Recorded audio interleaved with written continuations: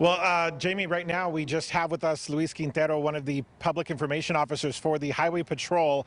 We know that they've been very busy for hours. You're part of a task force, so I'm sure there's a lot of work in gathering the information, but you and I were just talking about the fact that there is still some resistance happening on campus. There's still action going on? Yes, at this point we've removed most of the protesters. However, we are still seeing the resistance on the far end to my right. Our officers are on standby, hoping that these protesters just kind of make their way out of the campus. And I know already you had rough estimates of how many people have been arrested or detained. We have the buses where a lot of them are being loaded on just behind us here. Is there any better idea of how many people have been taken into custody? At this point, 132 protesters were taken into custody. And do we know how many people have been on campus? I mean, have 132 taken into custody? Did a lot of people get walked off campus? Or, you know, we saw the skirmish lines from law enforcement.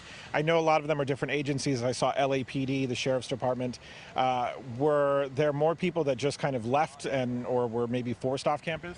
We did begin seeing people walk away from campus. So as they saw these people being arrested and putting into the buses, we started seeing people kind of just leave the campus.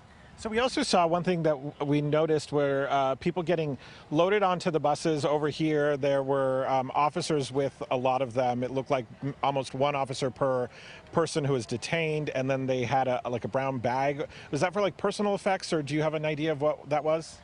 We did assign an officer per person that was detained. It's for safety reasons. We're dealing with a large group here, and the bag is just either the officer's stuff or some of the protesters' property that was brought with them. Okay, and the last thing I wanted to ask you about, we saw one of the pickup trucks, CHP pickup truck, and there was canisters, big gray canisters. Somebody said they may have been munitions or something like that. Can you talk about what was maybe in that? It's some of the ammunitions. In this case, we deployed our special response team, which is specifically for incidents like these, and they do use different types of ammunitions. And in this case, you did see here the flashbangs, and that's kind of to get people, alerted that we're coming in and get them slightly distracted as well. So you said the public information officers are now going back to the staging area just to kind of regroup this morning and then kind of figure out next steps? Yes, we got